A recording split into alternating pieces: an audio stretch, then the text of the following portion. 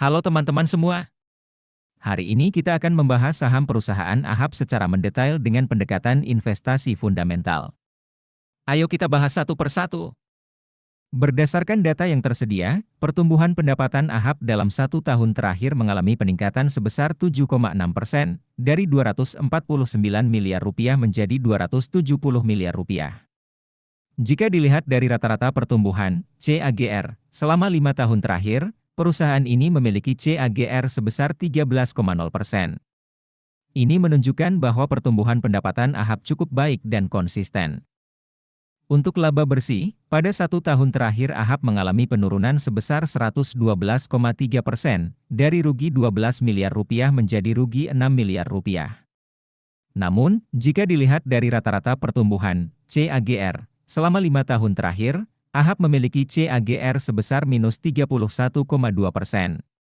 Ini menunjukkan bahwa kemampuan AHAP dalam menghasilkan laba bersih masih perlu ditingkatkan.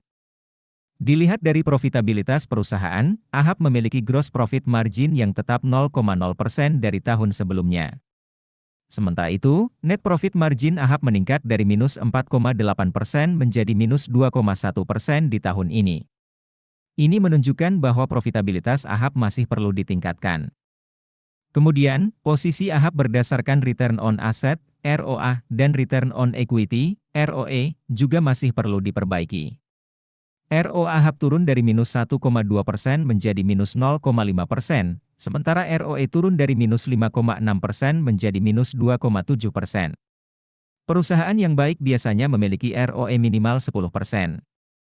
Dari sisi kesehatan keuangan, Debt to Equity Ratio, DER, AHAP meningkat dari 0,0 kali menjadi 0,3 kali.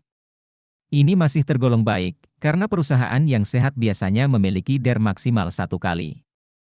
Jika kita meninjau skor kerangka investasi fundamental ala Warren Buffett, AHAP mendapatkan 0 poin dari total 6 poin.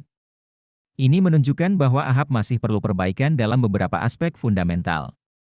Untuk melihat secara lebih detail, kalian bisa download aplikasi investor yang linknya ada di deskripsi video ini. Jangan lupa tinggalkan komentar untuk saham yang akan dianalisa selanjutnya, ya. Nah, sekarang kita akan membahas tahap yang paling ditunggu-tunggu, yaitu valuasi saham AHAP.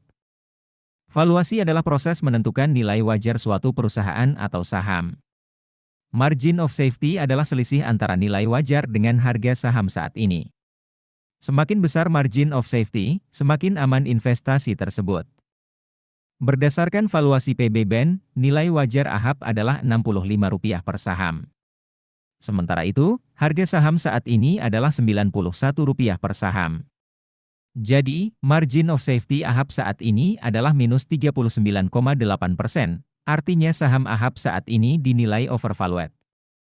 Berdasarkan valuasi PE Ben, nilai wajar AHAP adalah Rp18 per saham. Sementara itu, harga saham saat ini adalah Rp91 per saham.